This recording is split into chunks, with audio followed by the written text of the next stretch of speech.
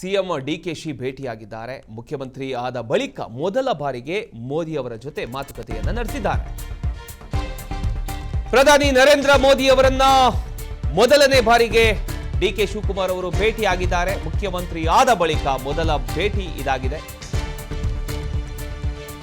ದೆಹಲಿ ಕರ್ತವ್ಯ ಭವನದಲ್ಲಿ ಪ್ರಧಾನಿ ಮೋದಿ ಅವರನ್ನ ಡಿಕೆ ಶಿವಕುಮಾರ್ ಅವರು ಭೇಟಿಯಾಗಿದ್ದಾರೆ. ಪ್ರಧಾನಿ ಮೋದಿಗೆ ಬಸವಣ್ಣನ ಮೂರ್ತಿಯನ್ನ ಉಡುಗೊರೆಯಾಗಿ ಕೂಡ ಡಿಕೆ ಶಿವಕುಮಾರ್ ಅವರು ಕೊಟ್ಟಿದ್ದಾರೆ. ರಾಜ್ಯದ ಅಭಿವೃದ್ಧಿಗಳ ಬಗ್ಗೆ ಮೋದಿ ಜೊತೆ ಸಿಎಂ ಡಿಕೆ ಶಿವಕುಮಾರ್ ಅವರು ಚರ್ಚೆಯನ್ನ ನಡೆಸಿದ್ದಾರೆ.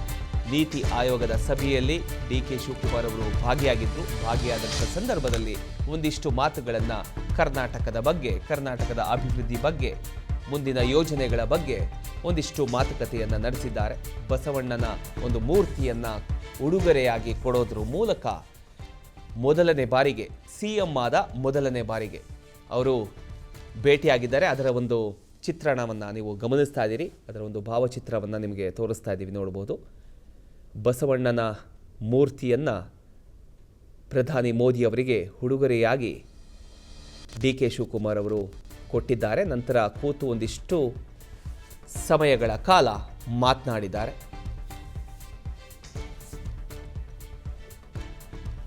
For the first time meet ಆಗಿರತಕ್ಕಂಥದ್ದು ನೀತಿ ಆಯೋಗದ ಸಭೆಯಲ್ಲಿ ಡಿಕೆ ಶಿವಕುಮಾರ್ ಅವರು ಪ್ರಧಾನಿ ಮೋದಿ ಅವರನ್ನ ಮೀಟ್ ಮಾಡಿದ್ದಾರೆ. ಆ ಒಂದು ಸಭೆಯಲ್ಲಿ ಇವರು ಕೂಡ ಭಾಗಿಯಾಗಿದ್ರು. ಭಾಗಿಯಾದಂಥ ಸಂದರ್ಭದಲ್ಲಿ ಮೋದಿ ಅವರು ಸಿಕ್ಕಿದ್ದಾರೆ. ಜೊತೆಗೆ ಒಂದಿಷ್ಟು ಸಮಯಗಳ ಕಾಲ ಮಾತನಾಡಿದ್ದಾರೆ.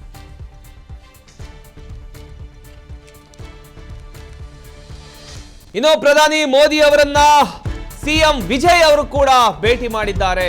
ಪ್ರಧಾನಿ ಮೋದಿ ಹಲವು ವಿಷಯಗಳ ಬಗ್ಗೆ ವಿಜಯ್ ಅವರು ಕೂಡ ಚರ್ಚೆಯನ್ನ ನಡೆಸಿದ್ದಾರೆ. ತಮಿಳುನಾಡಿನ ಸಿಎಂ ಆದ ಬಳಿಕ ಅವರು ಕೂಡ ಮೊದಲ ಬಾರಿಗೆ ಪ್ರಧಾನಿ ಮೋದಿ ಅವರನ್ನ ಭೇಟಿ ಮಾಡಿರತಕ್ಕಂಥದ್ದು. ತಮಿಳುನಾಡಿನ ಬಾಕಿ ಇರತಕ್ಕಂಥ ಅನುದಾನ ಬಿಡುಗಡೆಯನ್ನ ಮಾಡಿ ಪ್ರಧಾನಿ ನರೇಂದ್ರ ಮೋದಿ ಅವರಿಗೆ ಸಿಎಂ ವಿಜಯ್ ಮನವಿಯನ್ನ ಮಾಡಿಕೊಂಡಿದ್ದಾರೆ. ನೀತಿ ಆಯೋಗದ ಸಭೆಯಲ್ಲಿ ಸಿಎಂ ವಿಜಯ್ ಅವರು ಕೂಡ ಭಾಗಿಯಾಗಿದ್ರು.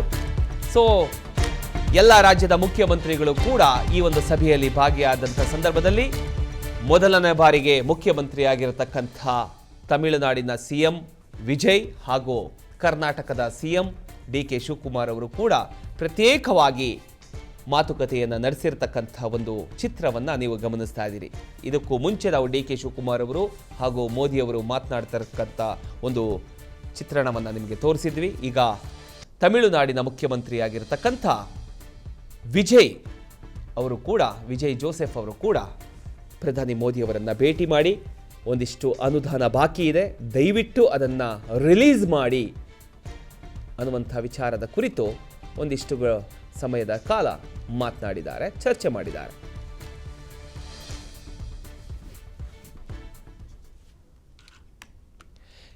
ಒಂದು ಕಡೆ ನೀವು ಡಿಕೆ ಶಿವಕುಮಾರ್ ಅಂದ್ರೆ ಕರ್ನಾಟಕದ ನೂತನ ಮುಖ್ಯಮಂತ್ರಿ ಆಗಿರತಕ್ಕಂಥ ಡಿಕೆ ಶಿವಕುಮಾರ್ ಅವರು, ಹಾಗೆ ತಮಿಳುನಾಡಿನ ನೂತನ ಮುಖ್ಯಮಂತ್ರಿ ಆಗಿರತಕ್ಕಂಥ ವಿಜಯ್ ಅವರು ಇಬ್ಬರು ಕೂಡ ನೀತಿ ಆಯೋಗ ಸಭೆಯಲ್ಲಿ ಭಾಗಿಯಾದಂಥ ಸಂದರ್ಭದಲ್ಲಿ ಪ್ರತ್ಯೇಕವಾಗಿ ರಾಜ್ಯದ ಕುರಿತು, ಅಭಿವೃದ್ಧಿಯ ಕುರಿತು, ಹಾಗೆ ತಮಿಳುನಾಡಿನ ಅನುದಾನದ ಕುರಿತು, ಬಾಕಿ ಇರತಕ್ಕಂಥ ಅನುದಾನವನ್ನು ಬಿಡುಗಡೆ ಮಾಡುವ ಕುರಿತು ಒಂದಿಷ್ಟು ಸಮಯ ಮಾತನಾಡಿದ್ದಾರೆ.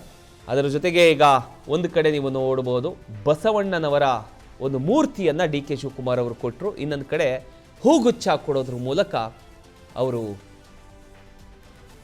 ಮಾತನಾಡೋದಕ್ಕೆ ಶುರು ಮಾಡಿದರು.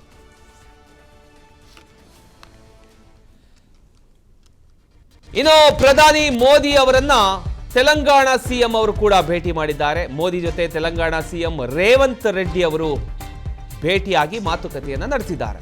ನೀತಿ ಆಯೋಗ ಸಭೆಯ ಬಳಿಕ ಪ್ರಧಾನಿ ಮೋದಿ ಅವರನ್ನ ತೆಲಂಗಾಣದ ಸಿಎಂ ಭೇಟಿ ಮಾಡಿದ್ದಾರೆ. ತೆಲಂಗಾಣದ ಅಭಿವೃದ್ಧಿ ಬಗ್ಗೆ ಮೋದಿ ಜೊತೆ ರೇವಂತ್ ರೆಡ್ಡಿ ಒಂದಿಷ್ಟು ಚರ್ಚೆಯನ್ನ ಕೂಡ ಮಾಡಿದ್ದಾರೆ. ಸೊ ಪ್ರತಿಯೊಬ್ಬರು ಕೂಡ ಸಭೆಯಲ್ಲಿ ಎಲ್ಲರೂ ಸೇರಿರ್ತಾರೆ. ಅದಾದ ನಂತರ ಪರ್ಸನಲ್ ಆಗಿ ಒಂದಿಷ್ಟು ವಿಚಾರಗಳ ಬಗ್ಗೆ ಚರ್ಚೆಯನ್ನು ಕೂಡ ನಡೆಸಿದ್ದಾರೆ. ಅವರ ಒಂದು ರಾಜ್ಯದ ಬಗ್ಗೆ, ಅಭಿವೃದ್ಧಿಯ ಬಗ್ಗೆ ಒಂದಿಷ್ಟು ವಿಚಾರಗಳನ್ನು ಮಾತನಾಡೋದು ಆಬ್ವಿಯಸ್ಲಿ ಇರುತ್ತೆ. ಯಾಕಂತ ಹೇಳಿದ್ರೆ ಪದೇ ಪದೇ ಪ್ರಧಾನಿ ಅವರನ್ನು ಹಾಗೆ ಭೇಟಿ ಮಾಡೋದಕ್ಕಾಗಲ್ಲ. ಅದಕ್ಕೆ ಸಮಯ, ಸಂದರ್ಭ, ಪ್ರೋಟೋಕಾಲ್ ಎಲ್ಲವೂ ಇರುತ್ತೆ. ಸೊ ಅದೇ ರೀತಿ ಇವತ್ತು ಕೂಡ ಈ ಒಂದು ಸಭೆಯ ಬಳಿಕ ಎಲ್ಲರೂ ಕೂಡ ಭೇಟಿಯಾಗಿದ್ದಾರೆ. ಒಂದು ಕಡೆ ರೇವಂತ್ ರೆಡ್ಡಿ, ಇನ್ನೊಂದು ಕಡೆ ಡಿ.ಕೆ. ಶಿವಕುಮಾರ್ ಅವರು, ಇನ್ನೊಂದು ಕಡೆ ತಮಿಳುನಾಡಿನ ಮುಖ್ಯಮಂತ್ರಿ ಆಗಿರತಕ್ಕಂಥ ವಿಜಯ್ ಜೋಸೆಫ್ ಅವರು ಎಲ್ಲರೂ ಕೂಡ ಪ್ರತ್ಯೇಕವಾಗಿ ಮಾತನಾಡಿ ಒಂದಿಷ್ಟು ಮನವಿಯನ್ನು ಕೂಡ ಮಾಡ್ಕೊಂಡಿದ್ದಾರೆ. ತೆಲಂಗಾಣದ ಮುಖ್ಯಮಂತ್ರಿ ರೇವಂತ್ ರೆಡ್ಡಿ ಅವರು ಅಭಿವೃದ್ಧಿಯ ಬಗ್ಗೆ ಮಾತನಾಡಿದರು. ಇನ್ನು ವಿಜಯ್ ಅವರು ಬಾಕಿ ಇರತಕ್ಕಂಥ ಅನುದಾನವನ್ನು ಹೇಗಾದರೂ ಮಾಡಿ ಬಿಡುಗಡೆ ಮಾಡಿದರೆ ತಮಿಳುನಾಡಿನ ಒಂದು ಅಭಿವೃದ್ಧಿಗೆ ಉಪಯೋಗ ಆಗತ್ತೆ ಅನ್ನುವಂಥ ದೃಷ್ಟಿಯಲ್ಲಿ ಮಾತನಾಡಿದರು. ಹಾಗೆ ಡಿ.ಕೆ. ಶಿವಕುಮಾರ್ ಅವರು ಕೂಡ ಮುಖ್ಯಮಂತ್ರಿಯಾದ ಮೊದಲ ಭೇಟಿ ಪ್ರಧಾನಿಯವರನ್ನು ಆಗಿದ್ದಾರೆ. ಸೊ ಈಗ ಅವರು ಕೂಡ ಒಂದಿಷ್ಟು ಅಭಿವೃದ್ಧಿಯ ಬಗ್ಗೆ, ಡೆವಲಪ್ಮೆಂಟ್ಸ್ಗಳ ಬಗ್ಗೆ ಮಾತನಾಡಿದ್ದಾರೆ. ಸೊ ಮೂವರ ಚಿತ್ರವನ್ನು ನೀವು ಗಮನಿಸ್ತಾ ಇದ್ದೀರಿ.